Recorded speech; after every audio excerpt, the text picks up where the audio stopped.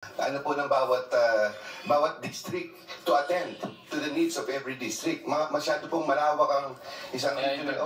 Mr. Chair, kaya po pinopropose ni Senate President, talaga pong nag-uusap kami na yung mga DEOs na lang alisin.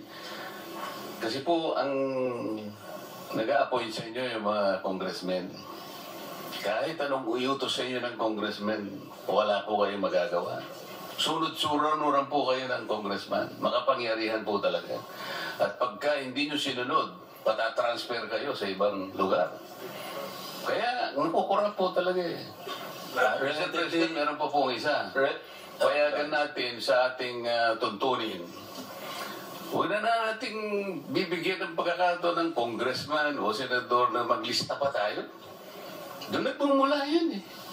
Kung wala maglilista, pabayaan na lang natin yung executive pero kinakailangan sigurong bantayan para po yung paglalatag ng yung project, macro, talagang panglahatan. Yung national impact, kitang-kita eh.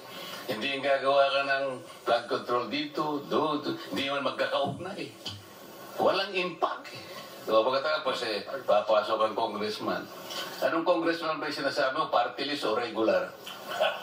Kasi alam mo yung party list ganito, napakatagal ko naging party list. Ito, yung sentimiento ko siguro, kargado ang buhay ko dyan eh.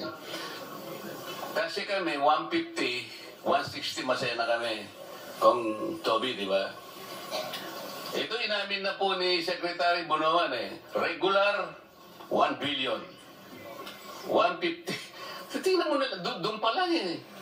Thank you very much, Senator Marcoleta. 1 minute. The chair recognizes Congressman Toby Chanco. He was to... Ano ko lang po kasi. No. Maglalagay po kami, Senator Ping, halimbawa, naglagay po, kasi nationwide kami. Kailangan po kami magtao po sa distrito dahil kukunin niya yun eh. Kami na nga po naglagay. Halimbawa, kung hindi ko po kaibigan, halimbawa, naglagay po ako sa Malabon. Alam niyo, kasi ang mangyayari po dito, pipiliin ko na lang yung kaibigan ko eh. Kasi po, pag hindi ko kakilala, pag naglagay ka, halimbawa, 5 million lang nilagay mo, dahil konti lang na iaabot mo eh. Kukunin po na regular. Salamat po. Thank you, Senator